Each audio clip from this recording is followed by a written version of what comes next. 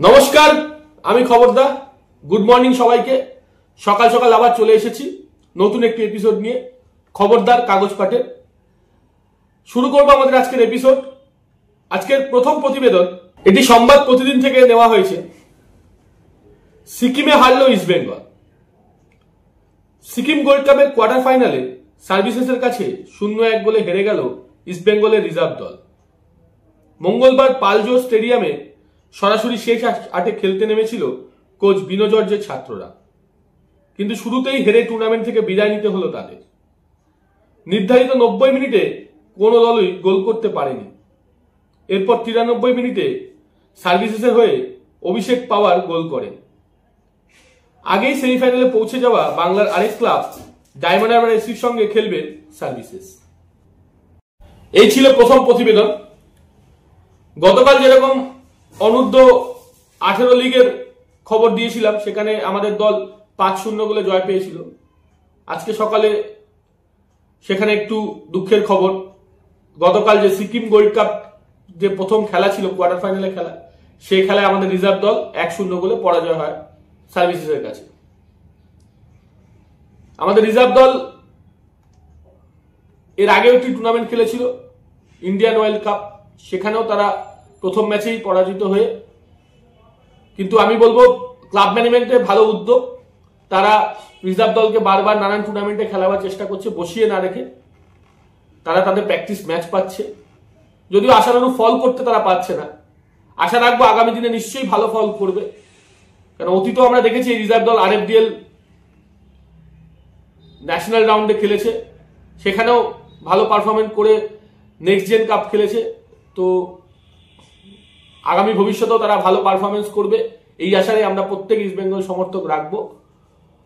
চলে যাব আমাদের দ্বিতীয় প্রতিবেদনে।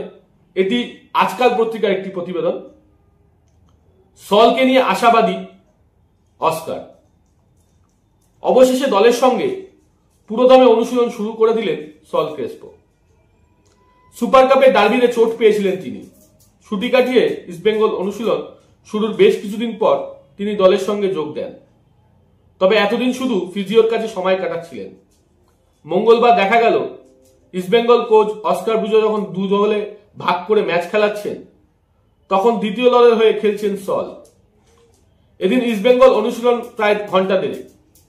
তার মধ্যে শেষের কিছুক্ষণ বাদ দিয়ে পুরোদমে ইস্টবেঙ্গলের এই স্প্যানিশ মিডফিল্ডার, তাকে সেমিফাইনালে পেতে আশাবাদী ইস্টবেঙ্গল। অনুশীলন শেষে সেটা জানিয়ে গেলেন কোচ অস্কার। বললেন, আমি সলকে নিয়ে বেশ আশাবাদী। দীর্ঘদিন পর ও আজ অনুশীলন শুরু করলো।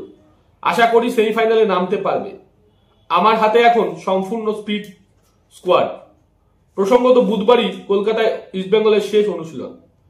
বৃহস্পতিবার গোয়ায় উড়ে যাচ্ছে লাল হলুদ। সেখানে প্রস্তুতি ম্যাচে দলকে দেখে নেবেন অস্কার, আর চূড়ান্ত করে নেবেন সেমিফাইনালের প্রথম একাদশ। ইস্টবেঙ্গলের সমর্থকরা কিন্তু আশায় বুক বাঁধছেন সুপার কাপ নিয়ে। এই ছিল আমাদের শেষ প্রতিবেদন। খুব ভালো খবর, সল ক্রেসপো অনুশীলন করেছেন। ম্যাচ দুদলে ভাগ করে যে ম্যাচ খেলানো হয়েছে সেখানেও তিনি যুক্ত হয়েছেন, সময় কাটিয়েছেন 1.5 ঘন্টার মতো মাঠে। এটা আমাদের সমর্থকদের জন্য একটি ভালো খবর। আমরা যে দল যেরকম খেলাচ্ছিল অস্কার বুজো সুপার কাপের বাকি ম্যাচগুলোতে, সেখানে সল ক্রেসপো একটা ভূমিকা নিচ্ছিল। সেই ভূমিকাটা সেমিফাইনালে খুবই দরকার, কারণ সেমিফাইনাল আর ফাইনাল এই দুটি ম্যাচ খুবই গুরুত্বপূর্ণ আমাদের জন্য।